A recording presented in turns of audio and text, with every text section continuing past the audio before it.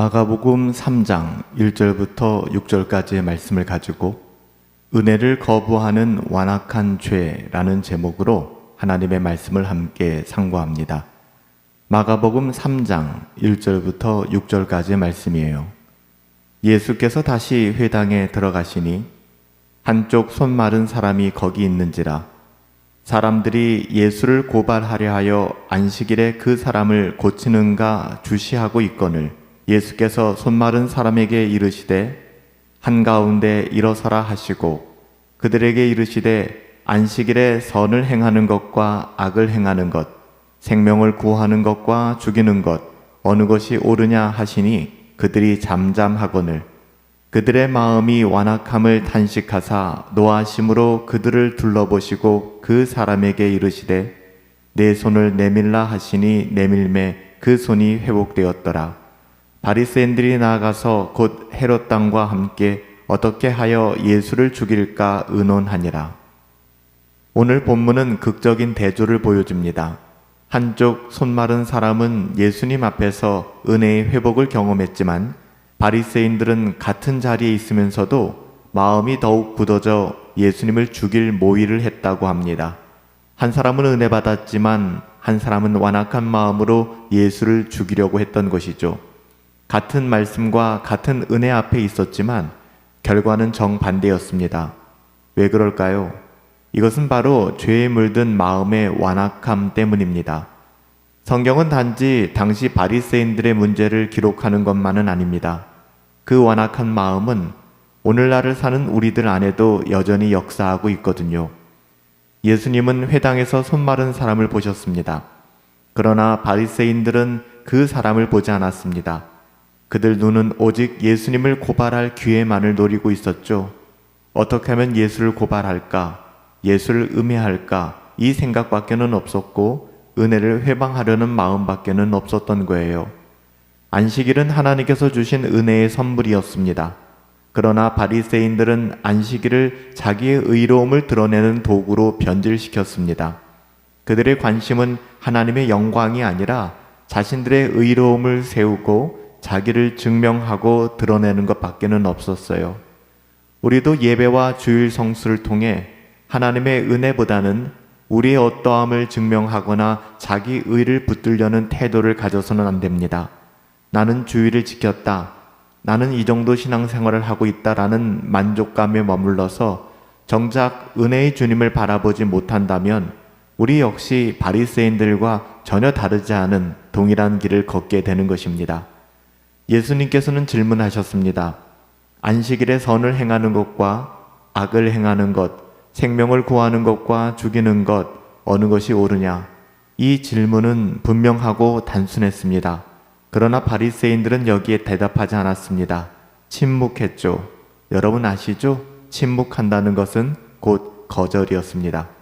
웨스트민스터 신앙고백서가 말하듯 하나님의 율법은 거룩하고 의롭고 선합니다. 그러나 죄에 물든 마음은 그 선한 율법 앞에서도 응답하지 않고 침묵하며 외면하게 되는 것이죠. 이것이 바로 죄의 본질된 속성입니다. 말씀을 들을 때 우리는 어떤 마음으로 말씀을 대하고 있나요? 우리들의 태도는 어떠합니까? 하나님의 뜻이 선명하게 드러날 때 우리는 변명하거나 침묵으로 거부하지 않고 회개와 믿음으로 합당하게 응답해야 할 것입니다. 예수님은 그들의 완악함 때문에 분노하셨다고 합니다. 그러나 동시에 손 마른 사람을 고치시는 은혜를 베푸셨습니다. 이것이 동일한 장소에서 동일한 예수님 앞에서 일어난 사건이라는 거예요. 예수님은 완악함 앞에서 분노하셨고 하지만 은혜를 필요로 하는 자는 치유하셨습니다. 놀라운 것은 은혜가 임하였음에도 바리새인들은 전혀 기뻐하지 않고 오히려 예수님을 죽일 모의를 했다는 사실입니다. 의도적이고 계획적인 것이죠. 완악한 마음은 은혜를 감사하지 않습니다.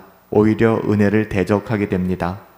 말씀과 은혜 앞에서 우리의 반응은 오직 두 가지밖에 없음을 오늘 본문은 분명하게 하고 있죠. 겸손히 회개하며 은혜를 받아들이든지 아니면 완악함으로 은혜를 거부하고 대적하든지 이 둘밖에는 없습니다. 은혜에는 중립지대가 없어요. 오늘 본문은 우리에게 경고합니다.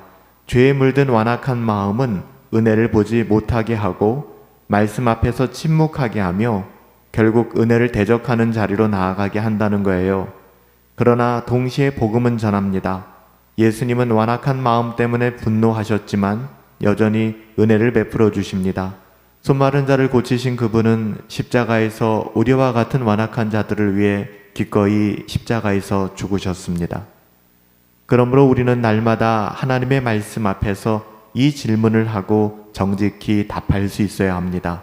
우리는 하나님의 은혜 앞에서 어떤 태도를 가지고 살아가는가? 내 마음은 은혜 앞에 굳어지고 있지는 않은가? 나는 말씀을 회피하지 않고 순종함으로 응답하고 있는가? 은혜를 대적하지 않고 감사함으로 은혜 앞에서 살아가고 있는가?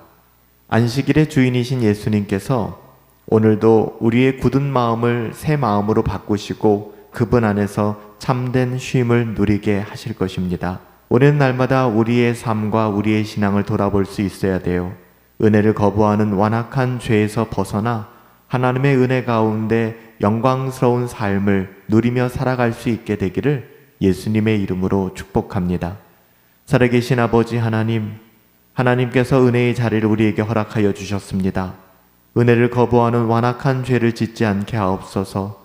은혜의 자리에 서 있었던 손마른 사람처럼 치유받고 고침받고 은혜받고 그 은혜를 누리며 전할 수 있는 삶을 갈망합니다. 바리새인들과 같이 헤롯 땅과 같이 함께하여 예수를 죽일까 하고 은혜를 회방하는 자리에 거하지 않게 하옵시고 오직 은혜의 복음을 누리며 전하며 증거할 수 있는 복된 인생 될 수 있도록 은혜 내려 주시옵소서. 존귀하신 예수님의 이름으로 기도하옵나이다. 아멘.